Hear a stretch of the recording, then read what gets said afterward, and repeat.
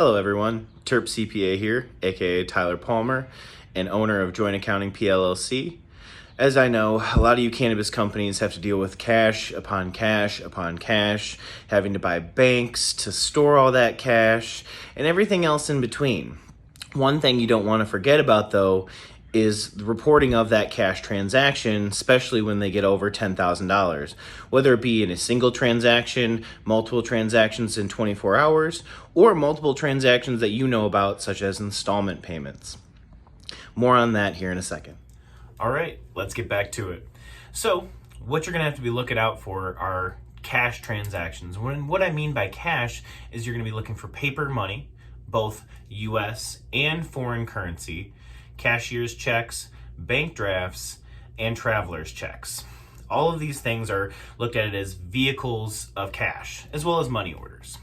These are all vehicles of cash, and though they may not be actual cash, they're still considered a vehicle of cash and are needed to be reported under Form 8300. And these forms need to be filed within 15 days of receipt. And that is of the last receipt of the transaction. So say you have multiple installment payments. So say you have a customer come to you, he's looking to buy $12,000 worth of your cannabis.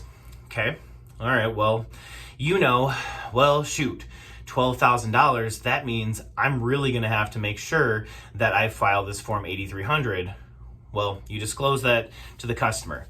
Okay, no problem, no worries, but can I pay you in 2 installment payments? One, $6,000 up front before, and then $6,000 upon delivery. Doesn't matter if those are within 24 hours or not. And so with that, you're gonna make sure that you report those transactions 15 days after they occur, because they can really have some serious penalties attached to them. And the penalties aren't so much all of my 8300s weren't filed, so I have a penalty related to all of them. No, it's gonna be per form, and it's gonna depend on how egregious it really is, and if it was intentional or not.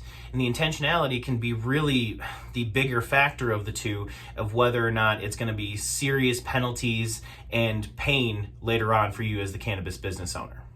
And that's what we want to avoid here. And so if you have any questions related to Form 8300 or filing these forms in a timely manner and making sure that you avoid these penalties, please feel free to reach out. Some examples of exceptions to the cash rule are going to be personal checks, loan proceeds, so the proceeds you get from a loan from a bank does not have to be reported under Form 8300, as well as credit cards. And these are just some of the vehicles that don't need to be reported under Form 8300 and cause less problems for you later on down the road as a business owner in the cannabis industry. One thing to be aware of, and this is regardless of if you're in the cannabis industry or if you're just someone who sells maybe say luxury vehicles or any other luxury item that could command high prices above $10,000 in cash, you're gonna really wanna look out for suspicious activity. And what I mean by suspicious activity is you let the customer know, hey, I know you're buying this $12,000 of cannabis. I'm gonna be filing Form 8300.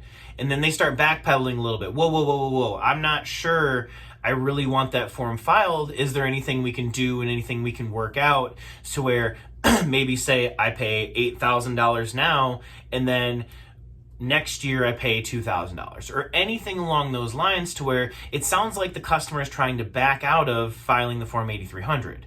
And that is going to be a big red flag. If you hear that, make sure that you start backing up. You don't answer any questions around whether or not you're going to file it and incriminate yourself in any way, shape, or form. So you want to make sure that those are actually reported though.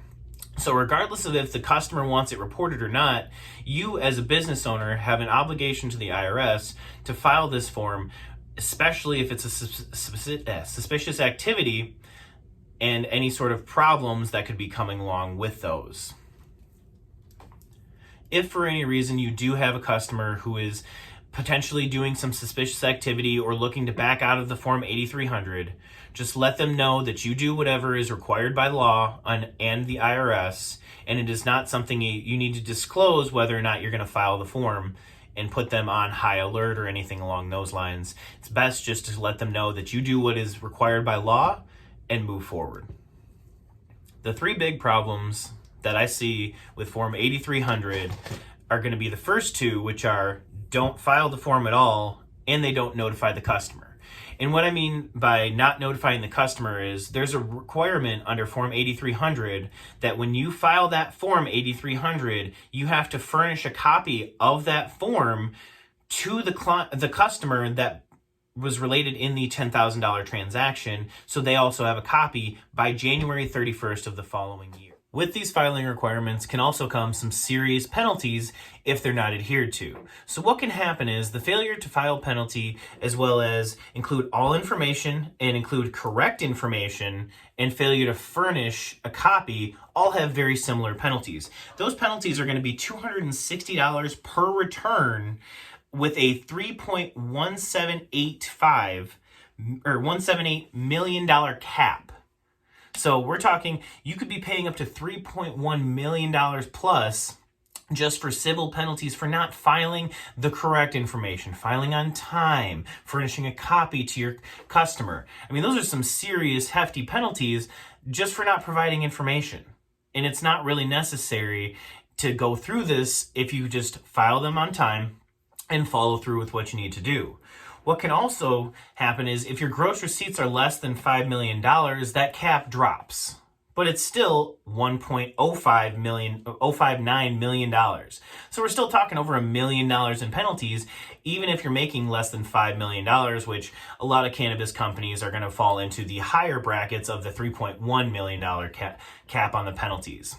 And that's just if you do it incorrectly. You don't file on time. This isn't egregious. This isn't intentional. The intentional, that's when they really start to try to hurt you. So then on the intentional side, if you're completely disregarding the need to file Form 8300, you're like, nah, I don't need to do that. I'm not even worried about it.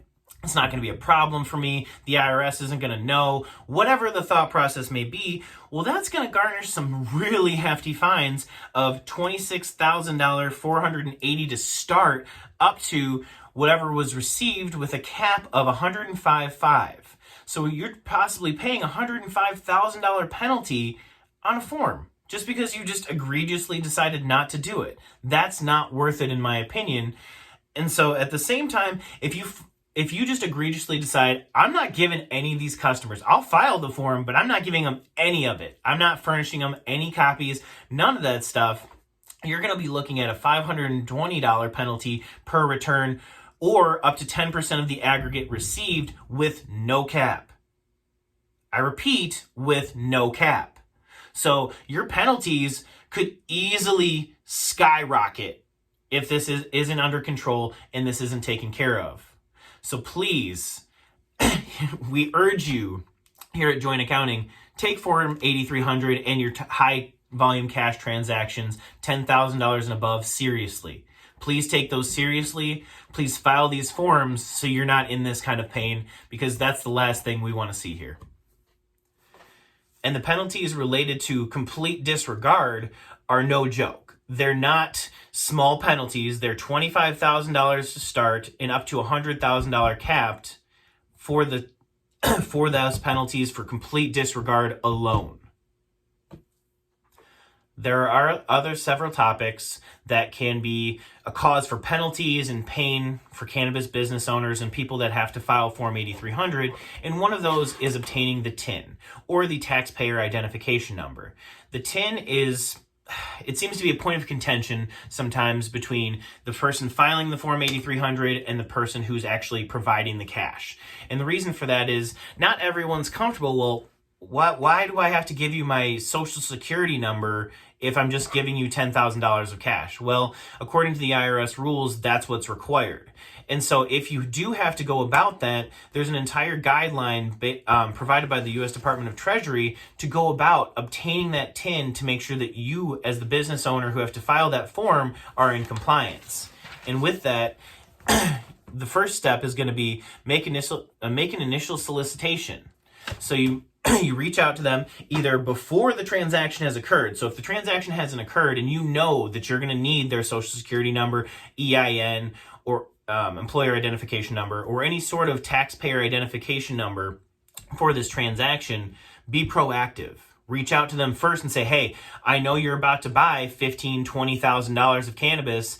I need your social security number. I need your employer identification number. I need some sort of taxpayer identification number to make sure that we are both in compliance. If that isn't received right away, follow up with an email. Follow up with an email to create that paper trail. Show that you are doing your due diligence and really making sure that you're nailing home that I want to make sure that I get all my stuff so I'm in compliance. You want to make sure that you're in compliance, because the last thing you want is the IRS to come knocking at your door just because you didn't get the social security number or any sort of taxpayer identification number from your customer. It's just so silly. And so to put forth the effort to get that is going to be the big thing. So then you also, from there, you want to file Form 8300. So after you've sent that email notification saying, hey, I'm really looking for this taxpayer identification number, what's going on? They still haven't gotten back to you. Still file that Form 8300. And then on page 2 in the comment section, provide a reason why. Why didn't you have the TIN? Provide an explanation. Let them know that the customer or whoever is really causing a problem and not allowing you to get that number from them, and just provide the explanation on the form itself. And then from there, you're going to want to do an annual solicitation. So the annual solicitation is you want to make sure that you reach out again before the year is over. So you want to make sure that you reach out before the year is over, and then so after that initial or the annual solicitation and you still don't hear anything and you're throwing your hands up in the air and you're frustrated as all get out and you just know you want to be in compliance, but the customer is making it impossible. What you got to do from there is you got to provide the customer email an additional annual solicitation, following up with them and letting them know, hey, I'm following up again 7 days before the January 31st deadline, letting you know that, hey, I really need this TIN. You've done everything you could, and you have to just continue to follow up from there. And then once you find out, okay, January 31st, all this stuff isn't happening, before January 31st comes, make sure that you furnish a copy to that customer regardless of if you have the TIN. I know it sounds frustrating. I know it sounds counterintuitive. Like, why am I giving them this information if they're not giving me my information?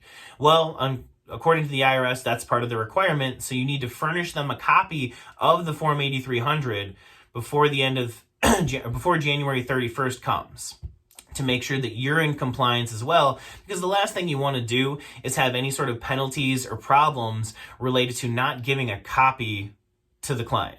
Like, as simple as giving a copy. And make sure that you have an email trail or a postage trail of some kind showing that you did furnish them this copy, that it's not just a he said, she said kind of moment. Make sure that you have a paper trail for all of this stuff, because a paper trail to the IRS, it can be huge. To have that, all that documentation, have all that paper trail to show that you are really trying to be in compliance. You're doing everything in your power as the business owner to be in compliance with the IRS.